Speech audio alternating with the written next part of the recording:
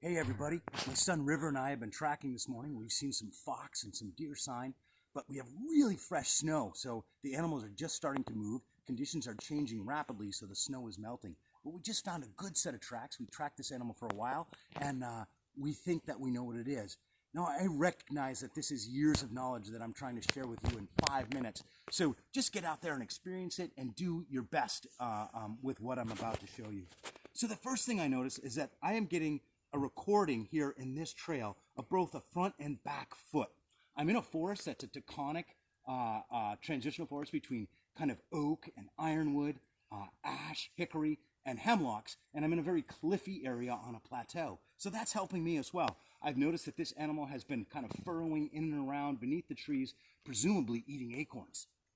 So what I'm first going to do is take a real strong look at that track. I'm going to notice that it has nails. That's really going to help me. And that I can see a hind foot and a front foot, telling me that this is either a bounder or a waddler. And in this case, it's a waddler because the hind foot and front foot are actually alternating. So now I'm going to measure the individual track, which is about 3.5 by 2.5 on what I think is the hind foot, and on what I think is the front foot is about 2.5 by 3. So not much of a difference there, but it's helping me out. Now what I'm going to do is measure my stride length.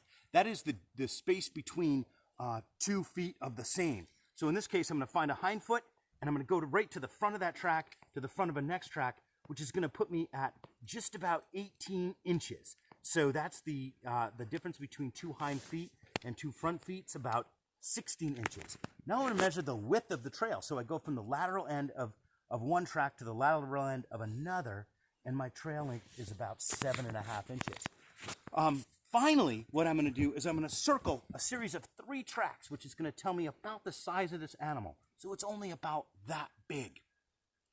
With all that bit of information, I'm pretty sure I know what this is. This is a rodent. It's a big rodent that's feeding on woody debris, tree bark, as well as nuts, etc. And I believe this to be a porcupine. So let's just recap that really quickly. We're looking at habitat.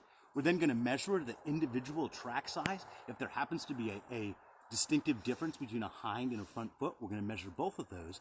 Then we're going to measure the stride length, and then we're going to measure the stride width. If we still don't know what it is, we can actually cross-reference that with information that basically I have a graph that I'll show you that will show you how to get a closer idea of what this animal is.